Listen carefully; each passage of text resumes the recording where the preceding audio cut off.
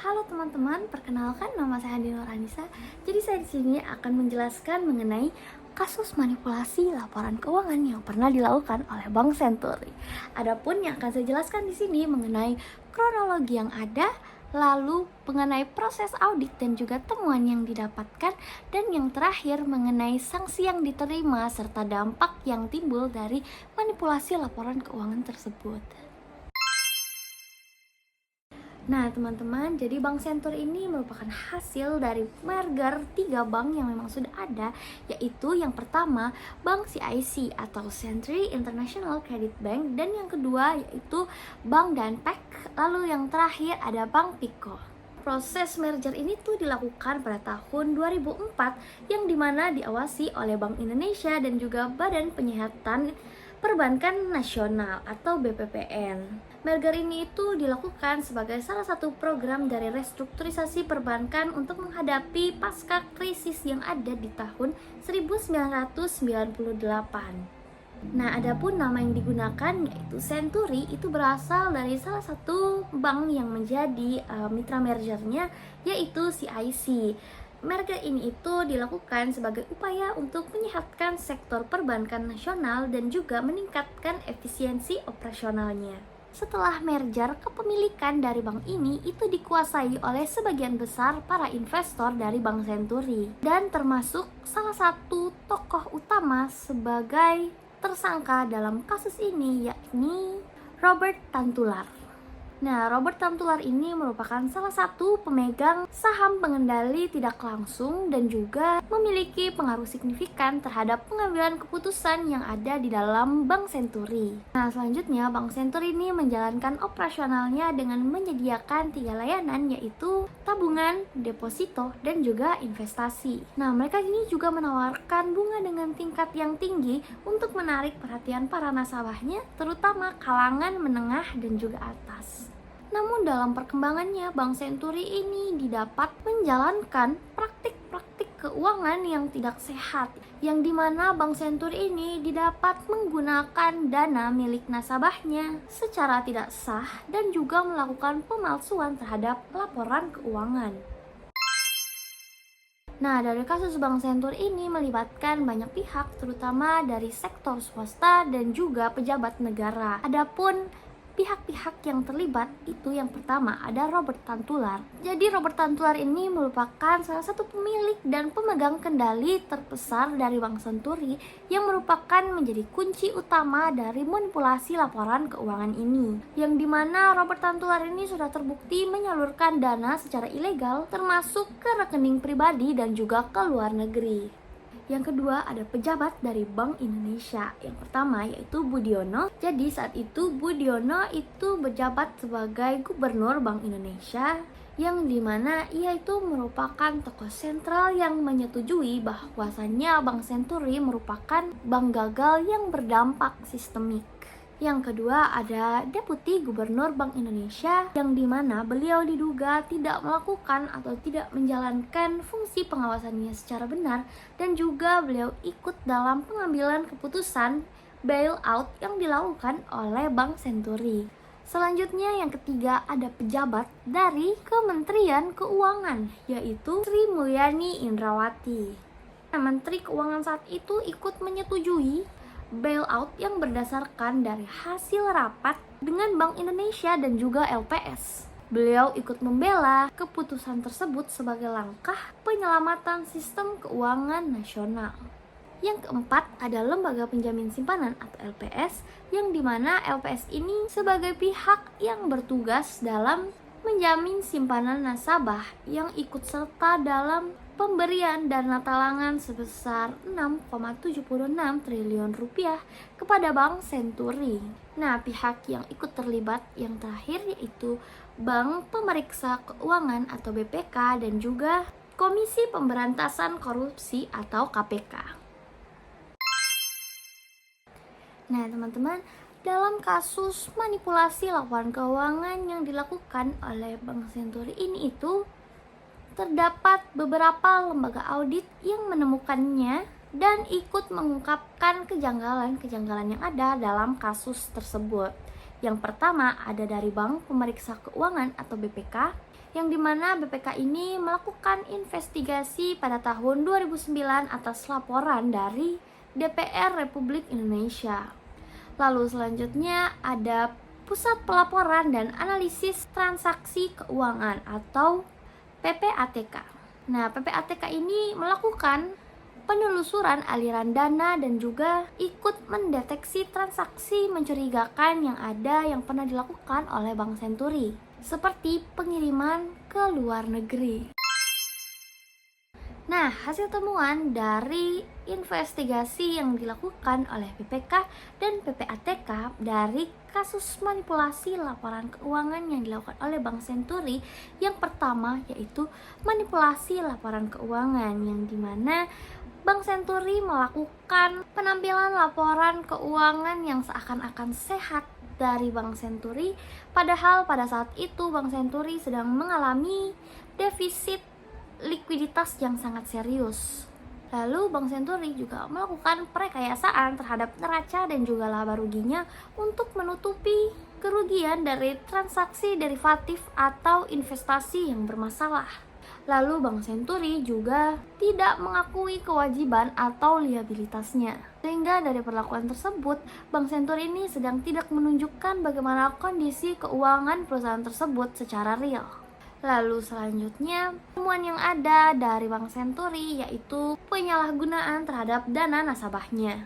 Nah, dana-dana dari nasabah, mau itu dalam bentuk deposito, giro, ataupun investasi, digunakan untuk kepentingan pemilik dan juga pribadi oleh para pihak internal Bank Senturi.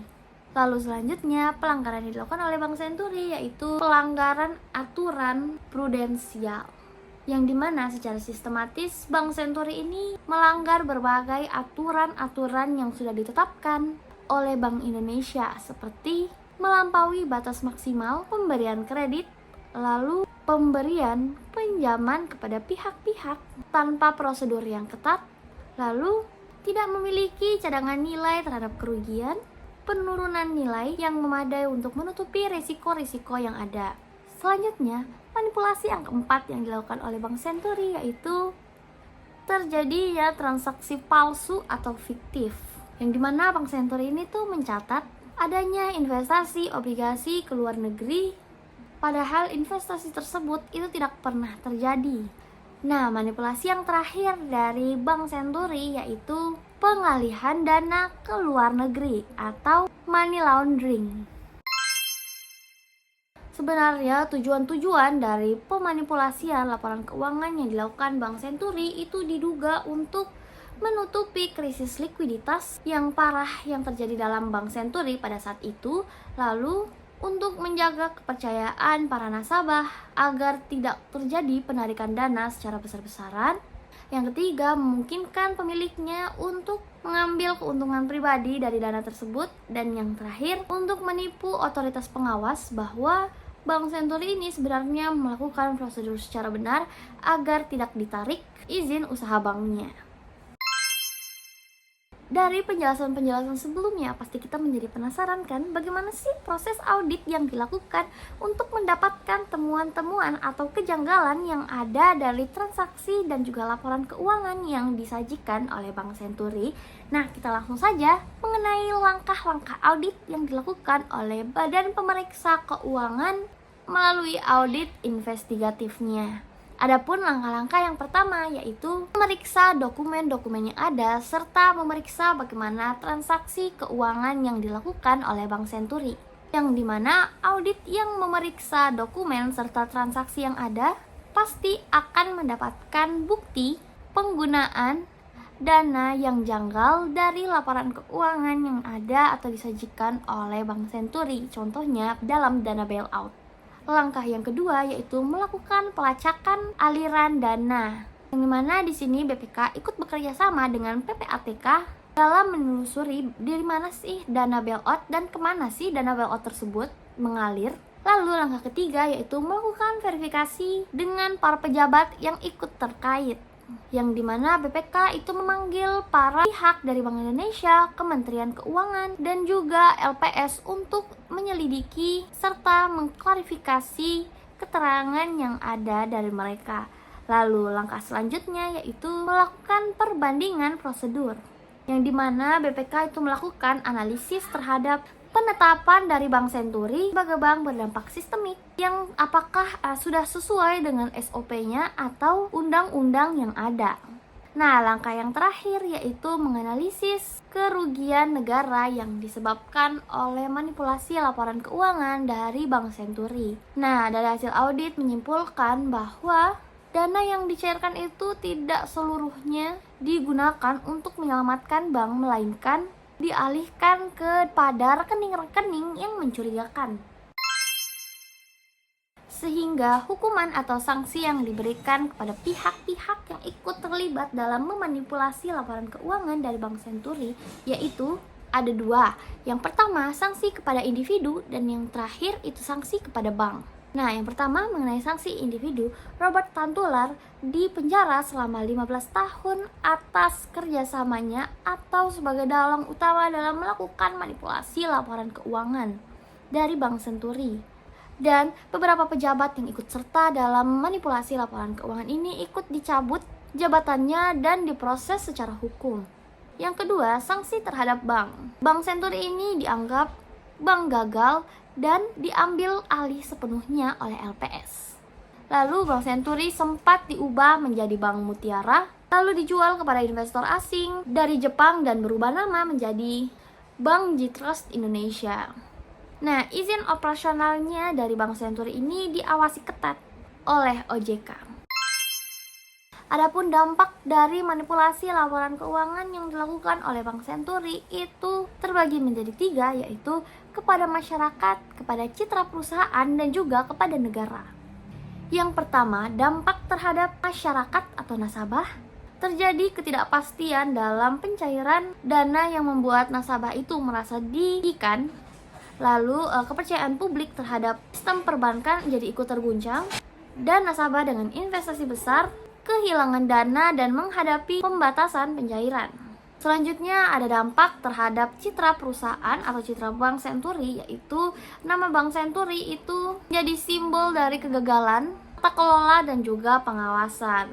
Selanjutnya reputasi banknya hancur dan tidak bisa dipulihkan sehingga harus diganti nama serta pemiliknya. Adapun dampak dari manipulasi laporan keuangan yang dilakukan oleh Bank Senturi terhadap negara yaitu kerugian negara mencapai sebesar 6,76 triliun rupiah, sehingga salah satu kasus ini dianggap sebagai polemik politik terbesar pasca reformasi. Dan keputusan bailout yang secara tidak transparan perlihatkan bagaimana potensi konflik kepentingan dalam pemerintahan, lalu menciptakan tekanan politik dan perpecahan dalam DPR. Dan yang terakhir, negara harus menanggung beban bailout yang seharusnya bisa dihindari dengan pengawasan yang ketat. Sehingga sebagai penutup, kasus Bank Senturi merupakan contoh nyata bagaimana lemahnya pengawasan dan juga buruknya tata kelola dapat menyebabkan kerugian besar bagi negara. Baik, mungkin hanya itu saja dapat saya sampaikan. Saya undur diri. Dadah semua.